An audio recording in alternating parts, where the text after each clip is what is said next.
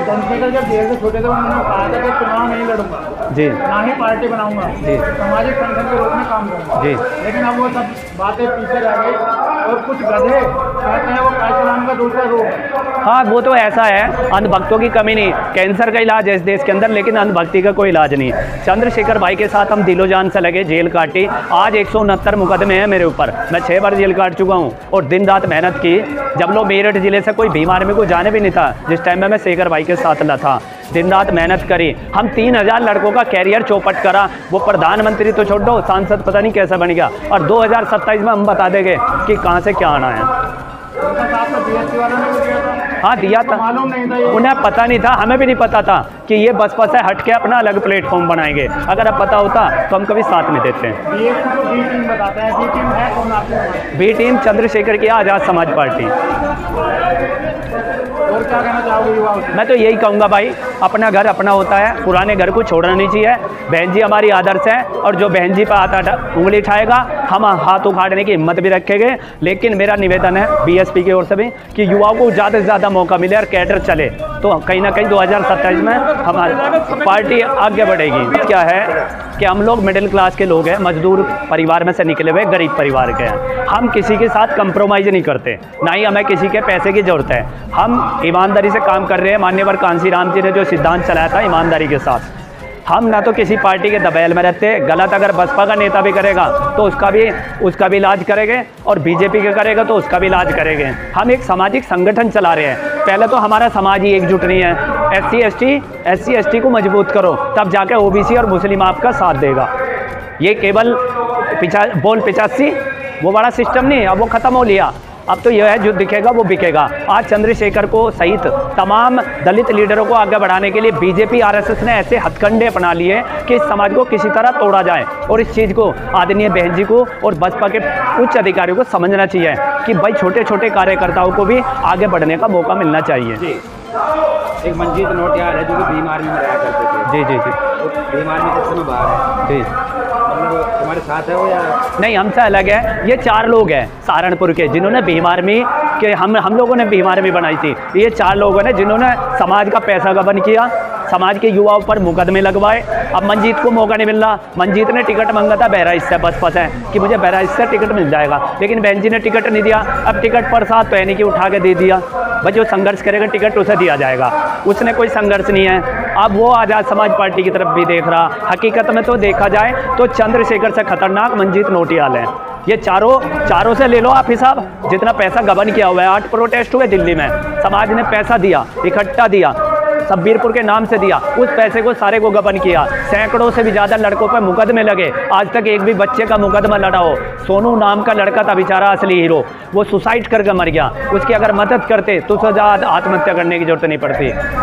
हम जैसे जूतों से लेकर कपड़े तक आप समाज के लोगों की देन है, समाज दे रहा है। रूखी खा लेते हैं, समाज में रहते हैं, लेकिन इनकी डालना VIP होटलों में या फ्लाइटों में नहीं घूमते। समाज का पैसा है, समाज बहुत गरीब। जो दंगा हुआ था जी, उससे पहले इनके घर भी टूटे हुए थे जी, और ये कोई नौकरी भी नहीं करते हैं। जी। इनके घर कैसे बन गए? सब बीजेपी से समाज का लूटा है। अब बीजेपी दे रही है कि किसी तरह समाज को और पार्टी को तोड़ा जाए। और मैं तो यही निवेदन करूंगा सबसे कि भाई अपना घर अपना होता है, दूसरे के घर में जाओगे तो लात तो लगनी। अब यही हाल होना 2027 में। हम दिखा देंगे कि चंद्रशेखर की जमानत न जब्त हुई। हरियाणा में देखो क्या बुरी स्थिति।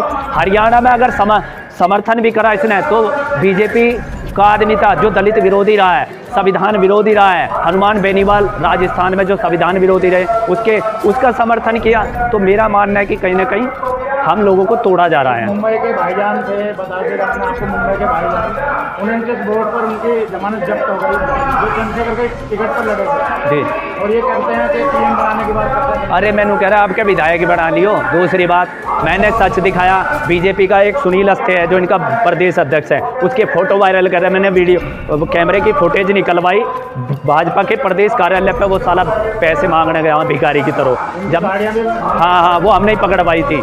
और जब ये सच्चाई खुलासा तो मुझे कल रात को 11:15 बजे इन्होंने व्हाट्सएप कॉल के जरिए धमकी दी मारने की। मेरे पे तमाम एविडेंस है। चंद्रशेखर ने दिलवाई आज़ाद समाज पार्टी का प्रदेश अध्यक्ष सुनील हस्ते, क्यों दिलवाई? क्योंकि मैं सच्चाई के रास्ते खोलता हूँ ना, इनके सच बोलता हूँ, जो बताना सच बताता हूँ, क्लियर स्पष्ट बताता हूँ। लेकिन ये कहीं ना कहीं मैंने कहा, धमकी दी तुम्हें? मारने की धमकी दी। कल को मैं एसएसपी कार्यालय आ रहा रिकॉर्डिंग है? हूँ, रिकॉर्डिंग तो उन्होंने व्हाट्सएप कॉल की थी ना, तो व्हाट्सएप कॉल के स्क्रीनशॉट है मेरे पे इनकमिंग कॉल के। मैं कल एसएसपी मेरठ को ज्ञापन दूंगा और शिकायत पत्र दूंगा। चंद्रशेखर सहित जितने इसके गुंडे हैं सब पे मुकदमा दर्ज कराऊंगा। मैंने बसपा से भी कहा, बसपा के कुछ अधिकारियों से, मगर भाई मुझे सपोर्ट, मेरे साथ इतनी बड़ी घटना हो रही है, वरना चंद्रशेखर से मेरी दुश्मनी नहीं, कोई व्यक्तिगत दुश्मनी नहीं। अगर मैंने उससे बिगाड़ी तो केवल बीएसपी के लिए बिगाड़ी।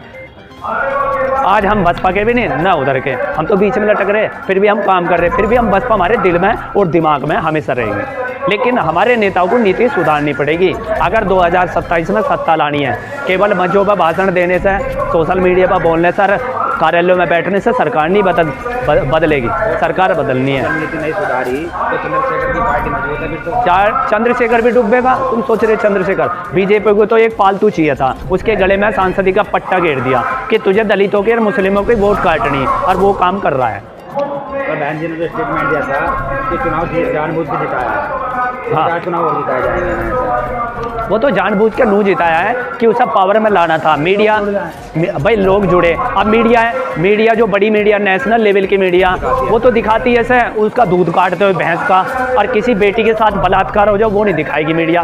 2 अप्रैल 2018 में भारत बंद हुआ था, कितना बड़ा प्रोटेस्ट हुआ था, 13 बच्चे शहीद हुए थे, उसके नाम का चंदा खा गए। बताओ 13 बच्चों का, उन बच्चों की कुर्बानी कुछ नहीं है भाई, जिन्होंने अपने 13 लाल खोए हैं समाज के, क्या आज वे भूल गए ना? सब भूल गए। आज अरबोपति